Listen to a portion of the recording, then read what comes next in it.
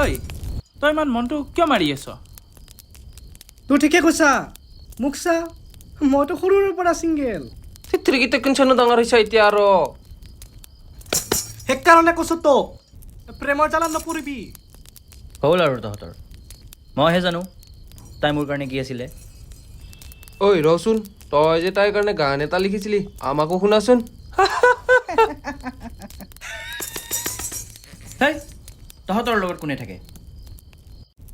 তই যে গান এটা লিখিছিলি সেইটো চোন এই ৰেডিঅ' টেপটোতে ৰেকৰ্ড আছে শুনো আমাকো শুনো তহঁতে কিন্তু এইটো কোনো নালাৰিবি নহ'লে তহঁতৰ কথা বেয়া আছে।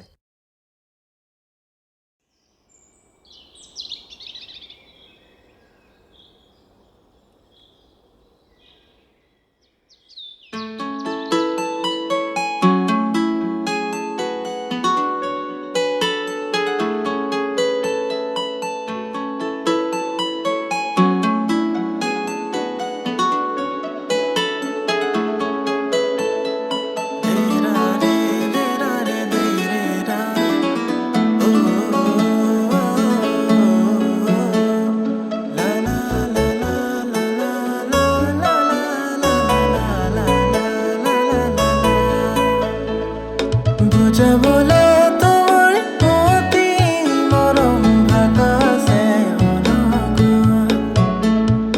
অৰগত থাকা ফুলবোৰ যেন তোমাকে দেখি মেলে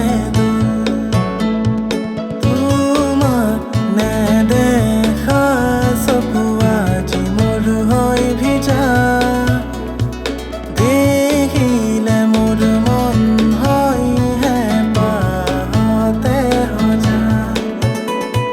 বুঝাবলে তোমাৰ অতি মৰম ভাগাছে অৰগত থাকা ফুলবোৰ যেন তোমাকে দেখি মেলে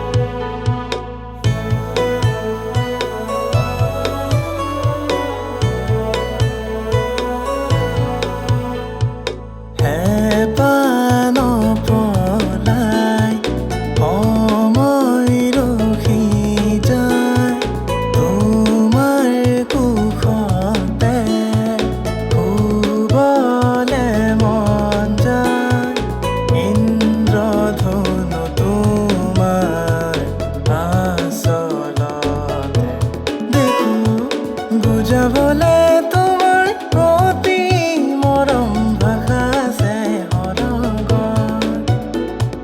হৰগত থাকা ফুলবোৰ যেন তোমাকে দেখি মেলে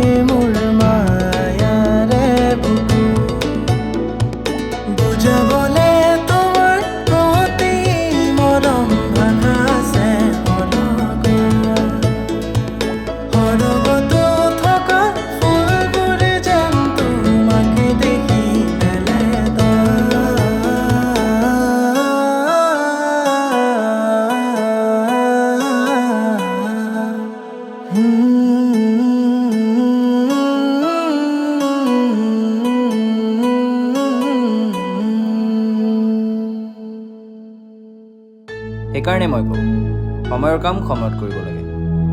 তাইক যদি মই সময়ত মোৰ মনৰ অনুভূতিখিনি প্ৰকাশ কৰি দিলোঁ হয়, তাই চাগে আজি মোৰে হৈ থাকিলে।